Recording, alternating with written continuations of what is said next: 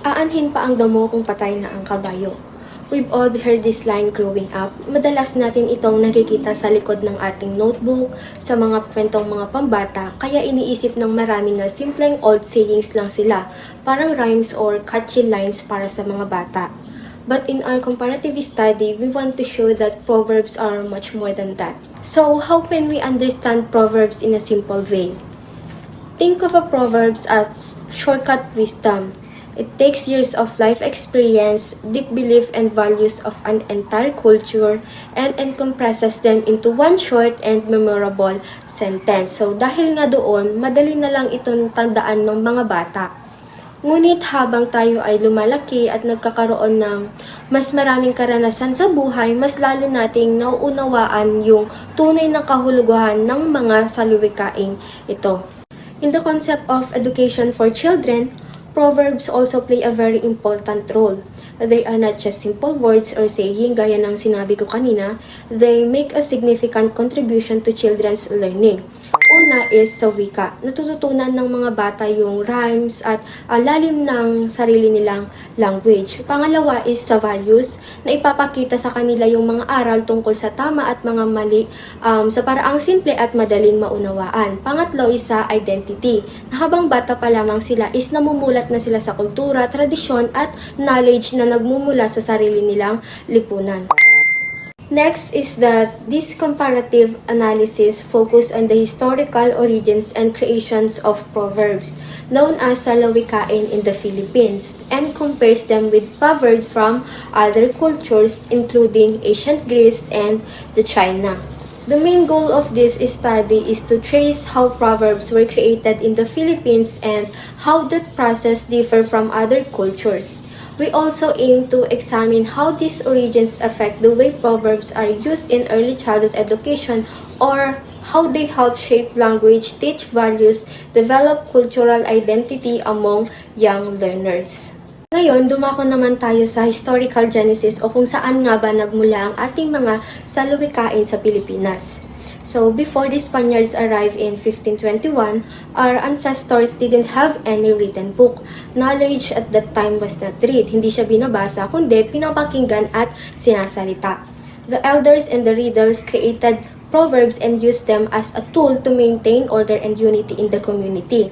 These proverbs were carefully memorized and passed down from generation to generation, ensuring that the wisdom, values, and life lesson of their culture would continue to guide the people even without written records.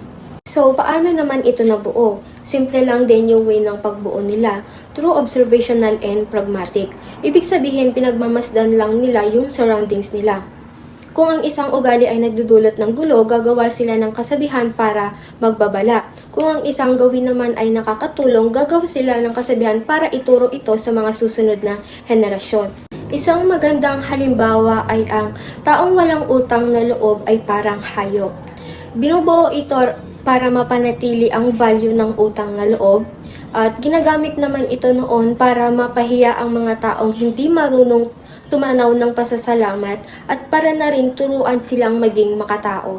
Dahil ang ating mga ninuno ay nabubuhay sa pagsasaka at pangingisda, napapansin ninyo na ang mga tema ng salawikain ay laging tungkol sa kalikasan, tulad ng ang puno ay nagpapakita ng bunga. Ipinapakita nito kung gaano kalapit ang buhay ng mga sinaunang Pilipino sa lupang kanilang sinasaka. Paano naman ito nakarating sa atin ngayon? May tatlong mahalagang yugto ito. Una ay nung panahon ng Kastila. Dito nag-umpisa ang paglilista o pagdodocument sa mga salawikain. Pero ang mga aral tungkol sa respeto at komunidad ay nanatiling buhay. Pangalawa ay nung panahon ng Amerikano. Dito na ito naging formal na bahagi ng ating school curriculum o values education noong 1930s na sinimulan ni Jose Villa Panganiban. Ang sistematikong pag-aayos at paglilista ng mga ito para hindi makalimutan ng mga kabataan. Sa kasalukuyan naman, ngayon ang NCCA or the National Commission for Culture and the Arts na ang nangangalaga sa ating mga salawikain para masiguro na kahit sa modernong panahon, buhay pa rin ang ating kultura sa loob ng mga silid-aralan. Kaya naman, ang salawikain ay hindi lang basta lumang kasabihan. Ito ay buhay na karunungan na nagmula sa ating mga ninuno at patuloy na natututunan ng mga bata hanggang sa ngayon. Greek proverbs or maxims began in the archaic period around 800 BCE, and because of that, Western philosophy arises. And from the debates of thinkers like Socrates, Plato, and Aristotle, it is used to teach ethical reasoning and civic beauty. So, the sayings or the proverbs are typically used as a guide for the citizens in city-state and were used in agora or marketplace and assembly for persuasion. The seven sages of Greece, who's also the advisor of kings, created many maxims to teach civic virtue and individual character. So, because of that, they are known for their value of personal excellence or arete. So, the Romans adopted these sayings, making it connected to the Greek philosophy, to Western law and society. Here are the seven sages of the Greece. We have Solon of Athens, Chilon of Sparta, Thales of Miletus, Bias of Prine, Cleobulus of Lindus, Pittacus of Mytilene, and Myson of Chen. And here's also their creation. Chinese proverbs are rooted in Confucianism, which emphasizes social harmony, filial piety, and moral integrity. The Chinese proverbs are also used to train scholars for the preparation of their civil service exam. So we have also the Chengyu. Chengyu are four unique character Chinese idioms drawn from historical stories, and this requires cultural knowledge for full understanding. Here, they make the long tales into memorable phrases. They are written down to preserve its form and meaning, which reflects their emphasis on tradition and the written word as authority. Today, it is transmitted through memorization, recitation, and writing. Pero sino naman ang sinusunod natin pagdating sa karunungan? Dito natin makikita ang malaking pagkakaiba ng Pilipinas, Greece at China. Ang tawag natin dito ay source of authority o kung kanino nanggaling ang batas o aral ng buhay. Gaya ng makikita natin sa table, magkaiba ang kanilang source of wisdom. Sa ating bansa, ang karunungan ay nanggagaling sa mga elders o matatanda sa komunidad. Na dahil nga umaasa tayo sa oral tradition or pasalitang tradisyon, ang mga lolo at lola natin yung nagsilbing living libraries. Bakit? Dahil nga pinapahalagahan natin ang pakikisama at malalim na respeto sa nakakatanda, ang mga salawikain dito ay ginawa para maging gabay sa maayos na pagsasama-sama at pakikitungo sa iba. Sa Greece, ang authority ay hindi lang base sa edad, kundi sa mga philosophers at sages. Para sa mga Grego, ang karunungan ay dapat intellectual at rational. Dahil nakafocus sila sa logic, katwiran at debate, ang kanilang mga kasabihan ay madalas sinusuri kung logical at makatwiran ba ito sa isip ng tao. Samantalang sa China, ang authority ay nanggagaling sa mga scholars at emperors. Para sa kanila, ang karunungan ay nakatali sa edukasyon at serbisyo sa gobyerno. Dahil sa turo ni Confucius, naniniwala sila sa hierarchy na kung saan ang taong may pinakamataas na pinag-aralan ay may karapatang magturo at magbigay ng aral sa iba. Matapos nating malaman kung sino ang gumawa ng mga salawikain, ang susunod nating tanong ay bakit or ano nga ba ang pangunahing layunin nila? Dito natin makikita na ang bawat bansa ay may magkakaibang prioridad depende sa kanilang pinapahalagahan. Sa Pilipinas, ang pangunahing layunin ng ating mga salawikain ay ang mapanatili ang maayos na pagsasama-sama. Dahil tayo ay isang komunidad na umaasa sa isa't isa, mahalaga na walang hidwaan. Halimbawa, sa pagkakaisa may lakas. Itinatampok nito na mas mahalaga ang kapakanan ng bawat grupo kaysa sa sarili. Sa Greece naman, ang focus ay ang pagpapaunlad sa sarili. Naniniwala sila na kung ang bawat tao ay matalino at may mabuting karakter, magiging maayos ang buong lipunan. For example, know thyself o kilalanin ang iyong sarili sa Tagalog. Hinihikayat nito ang bawat tao na mag-isip ng malalim at kilalanin ang sariling kakayahan at limitasyon. At panghuli sa China, ang layunin nito ay ang disiplina at kaayusan. Naniniwala naman sila na magiging mapayapa ang bansa kung ang bawat isa ay alam ang kanilang pwesto o tungkulin sa pamilya at sa gobyerno. Halimbawa, filial piety is the root of all virtue, na ang Tagalog ay ang paggalang sa magulang ang ugat ng lahat ng kabutihan. Binibigyang diin naman nito ang respeto sa hierarchy or pagkakasunod-sunod, na kapag may disiplina sa loob ng pamilya, nagkakaroon ng disiplina sa buong bansa. Method of transmission across culture. First, we have Philippines. The method of transmission is through oral storytelling. However, its implication in ECE is it is best taught through storytelling and repetition. Second, Greece. It is taught or transmitted through debate and rhetoric. So it is best taught also in discussion and questioning. While in China, we have memorization, and in ECE, it is best taught through recitation and writing. Thematic focus on family. Philippine proverbs often focus on family and ancestry, which reflects the cultural value of gratitude and respect for elders. In Chinese proverbs, this similarly emphasizes family but with a focus more on filial piety. It stresses obedience to parents, while Philippine proverbs stresses more on gratitude and remembrance of the good deeds of others. While in Greek proverbs, it tends to focus more on the individual's character. So dumako naman tayo sa table 5, which is the thematic focus on work across cultures. So meron tayong tatlong work theme, which is the character building, cleverness and effort, and persistent and the start. So in the Philippines, sinasabi dito sa example na ang pagod ay hindi nagpapababa sa tao, which means sa Pilipinas, people believe that working hard builds a good character and gives a person dignity. So kapag nagsusumikap ka sa trabaho mo, mas nakakatulong ito na maging better ka. Kumbaga magkaroon ka ng karangalan sa buhay mo kapag ikaw ay nagtatrabaho ng mabuti. While in Greece, their idea of no pain, no gain shows that success needs effort and sacrifice, which means yung success natin sa buhay ay nanggagaling sa mga effort and sacrifices na ginagawa natin. At isa rin sa naintindihan ko about dito at sabi sa mga article na galing dito ay mas nagsasucess tayo kapag tayo ay mas nagbibigay ng sapat na effort para makuha natin yung success na gusto natin. At kalakip din nito ay ang mga sacrifices din natin sa bawat effort na ginagawa natin.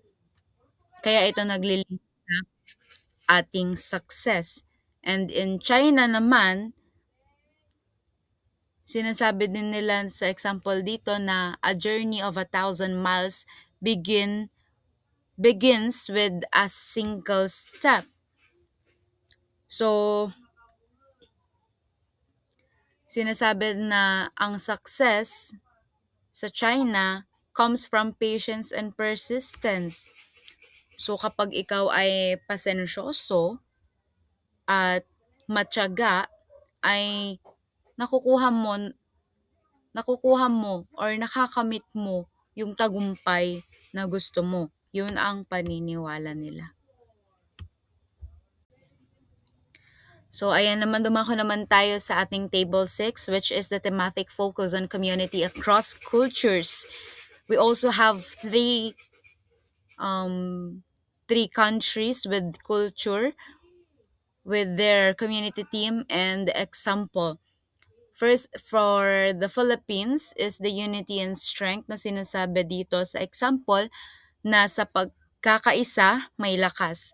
So sa saying na to, it means that people in the Philippines are stronger when they work together. So mas nagiging strong sila, mas nagkakaroon ng stronger work, kumbaga, kapag sila ay magkakasamang nagtatrabaho.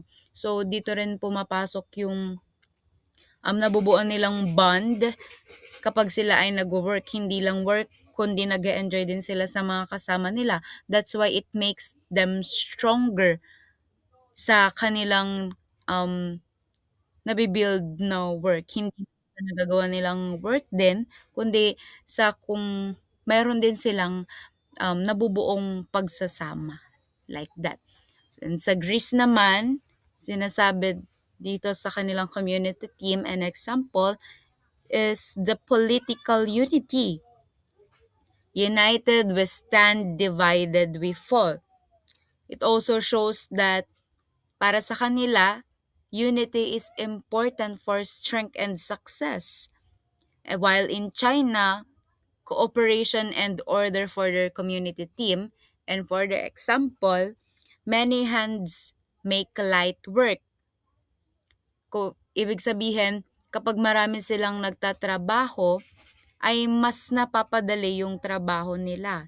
As simple as that.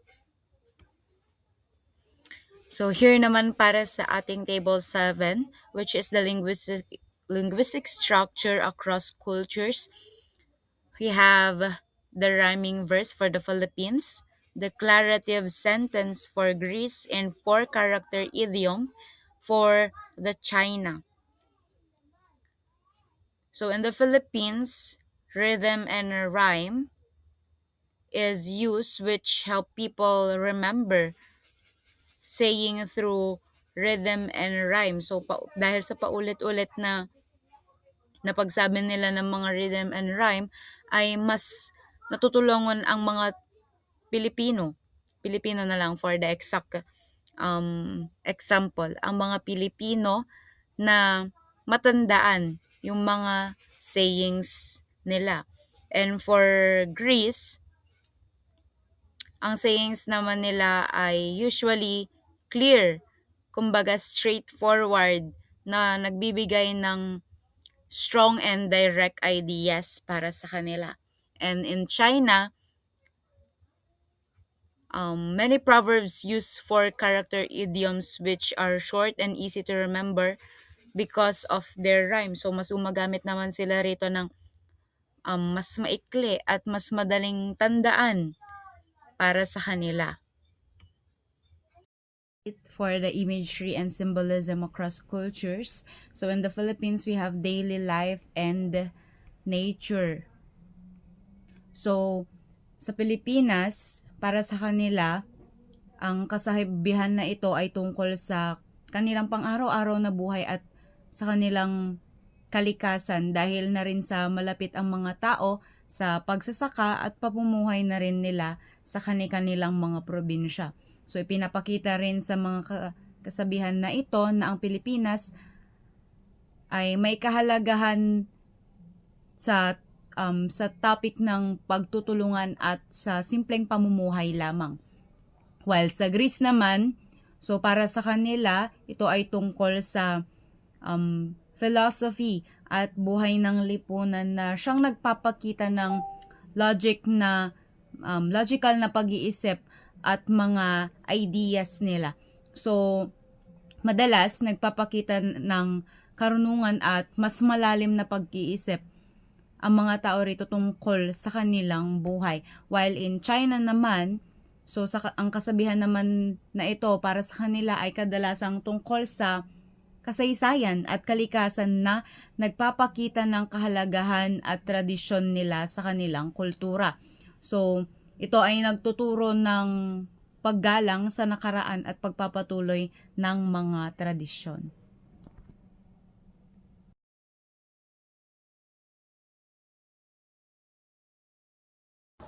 This table presents a comparison of how proverbs are integrated into literature-based teaching in early childhood education in 3 different countries, the Philippines, Greece, and China.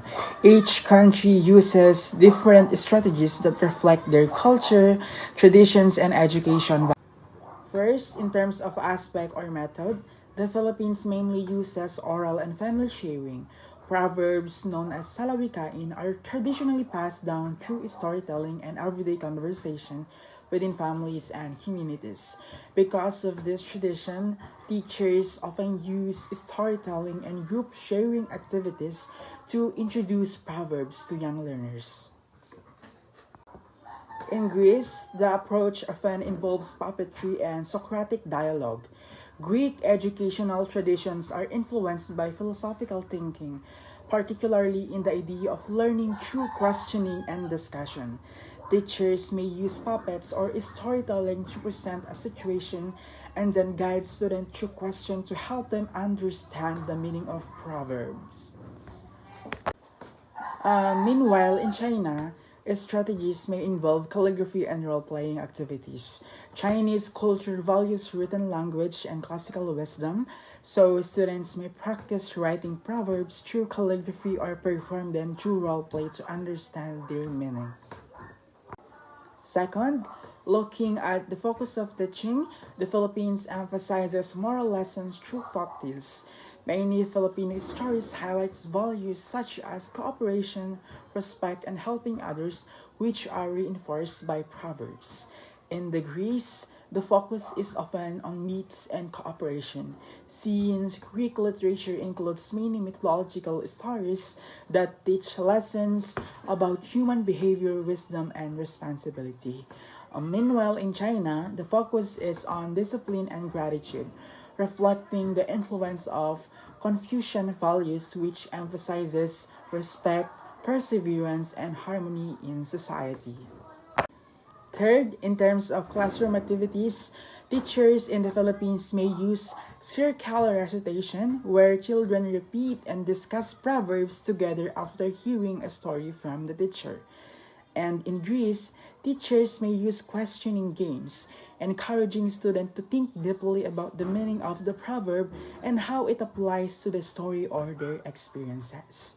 And in China, festival recitals or group recitations are common, where students memorize and present proverbs as part of cultural learning activities.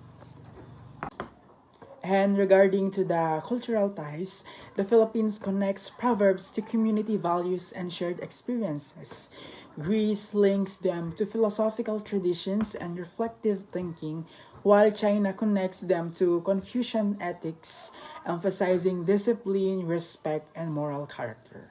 Overall, although these countries use different strategies, they all integrate proverbs in literature-based teaching to help children develop language skills, moral understanding, and appreciation of cultural heritage. The comparative analysis of Philippines, Greek, and Chinese proverbs demonstrates that each culture developed distinct approaches to conveying wisdom through concise literature expressions. Integrating these proverbs into literature-based teaching enables educators to present multiple cultural perspectives while reinforcing universal human values such as cooperation, perseverance, and moral responsibility. By engaging with proverbs from different cultural traditions, learners develop an appreciation for cultural diversity and recognize the shared ethical principle that connects societies across time and geography. This multicultural approach not only strengthens literacy development but also fosters empathy, global awareness, and respect for cultural heritage among young learners. As we reach to the final part or the conclusion of our comparative analysis, gusto ko pong i-summarize yung core findings and key insights that have been discussed by my members previously regarding po sa proverbs ng Pilipinas, Greece at China na kung saan nire-reveal ng study or comparative analysis po namin today that while proverbs are universal, their origins, teaching methods are deeply rooted po sa cultural history ng each country. So, let us now elaborate the core findings and how it is distinct from each other. Ayan. In the Philippine context or in the Philippines, ang proverbs or salawikain were not written down initially. Hindi na noong unang-unang panahon pa, since Proverbs ang isa sa pinakauna o traditional na literature dito sa Pilipinas, they were spoken by elders to ensure community survival. And ang value na binibigay nito is community harmony or bayanihan or gratitude or yung tinatawagan nating utang na loob, na kung saan is nare-reflect niya yung community spirit or yun nga, bayanihan sa isang lugar.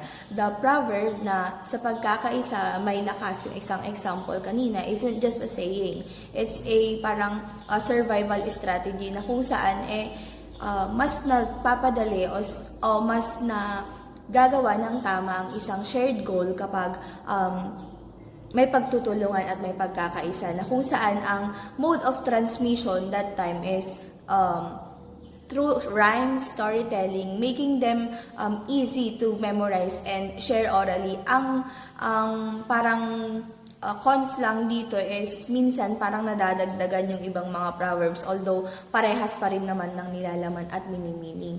In contrast sa Greek proverbs, nag-emerge naman ito sa Agora, na kung saan ang mga citizens ay pinagdedebatihan lagi ang ethics, na kung saan ang origin talaga ng mga proverbs nga nila na nabanggit kanina ay philosophical inquiry, na kung saan ang value na ini-instill or ang focus na meron dito is the virtue on arete or individual excellence, na kung saan yung laging nababanggit sa mga tables or mga examples na proverbs kanina ng mga members ko ay yung know thyself, na kung saan it is a call to intellectual self-reflection, not just a community harmony, unlike sa Pilipinas. And sa China naman, sinasabi dito that the origin of Proverbs is from the Confucian ethics, na kung saan ang Chinese Proverbs or tinatawag nating Chengyu ay designed for the civil service exams and social stability, na kung saan, kung maalala natin sa Prof. Ed1, alam naman nating lahat na ang civil service exam ay nagmula o nanguna ang China dito, na kung saan ina-emphasize or ang value na ina-emphasize ng Chengyu or Proverbs ng China is social order and or discipline, na kung saan ang isang example dito is yung filial piety is the root of all virtue, na kung saan ang tinuturo dito is yung hierarchy at respect na meron dapat ang isang tao sa mas nakatataas sa kanya, na kung saan is they were mode of transmission is they were standardized and written down, na kung saan nire-require ang memorization at precise recitation to preserve their meaning, na unlike dito sa Pilipinas, iba is parang nadadagdagan or naiiba yung mga salita. Sa China, mas pinahalagan yung mismong accuracy para mas ma-preserve din yung meaning para sa kanila. And hindi ko nabanggit kanina, pero sa Greece, ang mode of transmission ng mga proverbs nila is through debate, requiring listeners na mag-think critically rather than just memorization. So, kitang-kita mo talaga yung distinct na pagkakaiba mula pa lamang sa origin, sa mga values na ini-instill, at sa mismo sa mode of transition ng tatlong bansang ito, na kung saan sa Pilipinas, it is through storytelling and oral na pagkakasabi, and sa Greece it is debated or tinatransmit through debates, and ang China naman is carefully written down at standardized, na kung saan makikita mo talaga yung pagkakaiba-iba nilang tatlo na. Now, dito naman sa parteng teaching strategies and how it is aligned sa culture, una na dyan sa Pilipinas, wherein storytelling and contextualization, because ang proverbs natin dito sa Pilipinas is nagmula siya sa mga stories. We teach them through stories, na kung saan hindi lang natin basta-bastang sinasabi yung mga proverbs, kunwari sa pagkakaisa may lakas. We tell them we tell them the alamat or yung pinagmulan talaga ng mismong proverbs na yun, or kung ano yung folk tales na nag-inspire kung bakit bigla ang meron na yung proverbs na yun. Na kung saan ang nagiging impact nito is it connects to abstract wisdom to concrete narratives and honors oral traditions, na kung saan mas nagiging relatable yung wisdom na meron sa proverbs na yon, na kung saan wherein the children see the characters' mistakes and then malalaman nila yung proverbs as the lesson learned kapag sa isang story. Kaya mahalaga na as teachers sa atin, hindi lang dapat natin sabihin yung proverbs kasi hindi na maiiwasan sa mga bata, lalo na sa henerasyon ngayon, na magtanong. So, kailangan nating magkaroon ng parang konkretong basihan upang yung abstract wisdom is mai-connect natin to concrete narratives, para hindi lamang basta-bastang sinasabi natin. Meron tayong basihan na ang nagiging impact is mas maganda at mas reliable yung mga lesson or moral na nakukuha sa mga examples ng proverbs. Sa Greece naman, it is reflective discussion and inquiry, na kung saan since Greek wisdom or Greek proverbs is about debate, we don't just lecture kapag nagtuturo tayo ng about proverbs. We ask questions like, what does this mean for you? Ganun, kapag nabanggit yung isang proverbs na yon, igaya natin sa kung paano nga ba yung transmission ng mga taga-Greece, para mas magkaroon ng impact sa kanila, na kung saan ma-encourage yung critical thinking and mag-self-reflect sila, na kung saan pwede nating gamitin yung Socratic method dito, na ma-encourage yung mga children or yung mga bata na tuturuan to natin to think for themselves, developing critical thinking skills early on. At hindi natin din parang ma-invalidate kumbaga yung mode of transmission na meron sa mga Greek proverbs. While in China naman it is through recitation and visual interpretation, na kung saan ang mga proverbs or wisdom sa China ang binavalue talaga is yung discipline, lalo na at yung hierarchy na tinatawag sa kanila doon, ang pinaka-inuukil-kil sa mga bata doon ay yung disiplina sa sarili. We practice recitation, na kung saan hindi lang natin ginagawang masaya yung pagtuturo ng proverbs sa kanila, but to make it fun for kids, we add drawing para kuha natin yung visual representation na pwede natin gamitin as teaching strategy, na mas nagiging effective sa pagkuha nila sa mga moral or lesson na pwede nilang makuha sa mga salawikain or mga proverbs na iyon.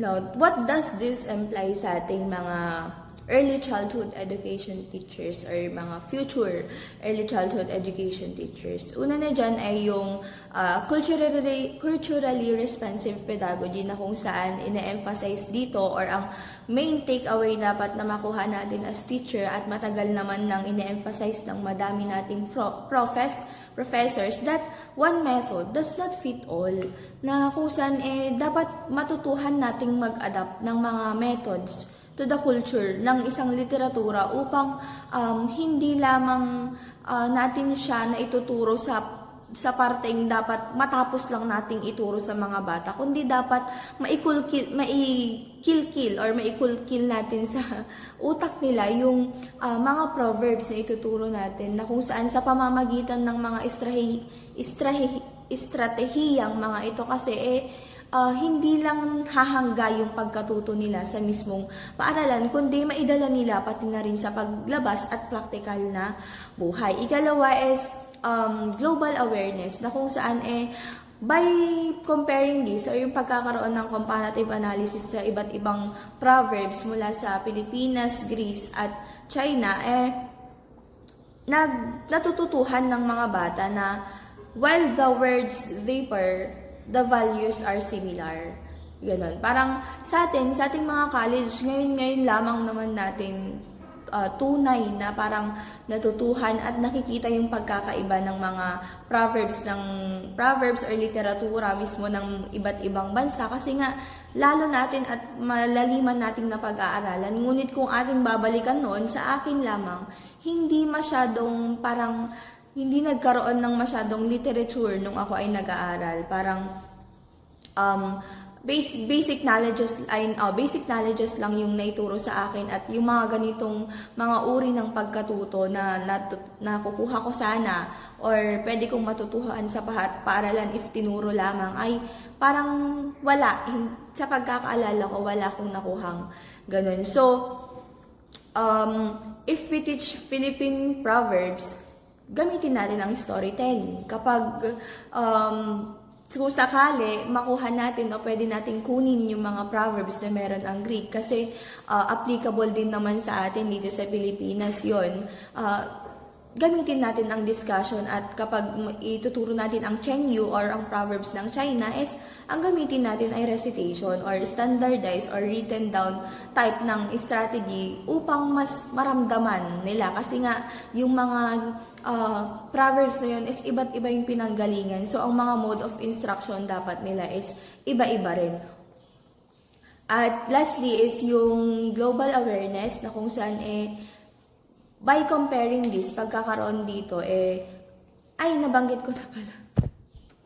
And lastly ay ang heritage preservation, na kung saan keeps traditional wisdom alive in modern classrooms. Sa ngayon, parang unti-unti nang namamatay, so parang sa atin nakasalalay sa bagong henerasyon ngayon, na muling buhayin yung mga proverbs or mga salawikain na to, upang kailanman ay hindi lamang siya humangga sa loob ng classroom nga na nabanggit ko kanina. Dapat patuloy na magamit at maikilkil sa isipan nating lahat, na meron tayong parang guide na mga ito, itong mga salawikain natin, na kung saan this approach is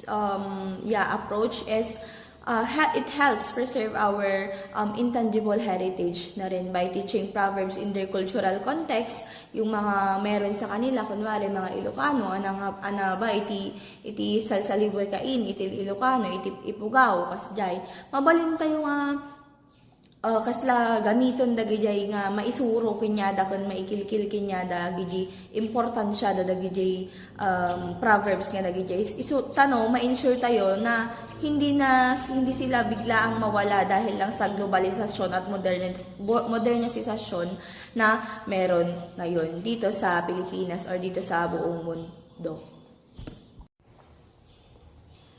And as part or last is ating basahin na proverbs are a vital form of traditional early childhood literature that deserve a prominent place in the classroom. Educators are encouraged to embrace these diverse wisdom traditions to foster holistic development in young learners, nurturing not just their minds but their hearts and cultural identities. We now conclude that proverbs are not just simply phrases. They are a vital form of traditional literature, na kung saan we show that wisdom can be condensed into a single sentence and still teach deep values, na kung saan hindi na kailangan pang ikwento or buuin ang isang pinanggalingan nito at malaman ay basahin nila yung buong istorya.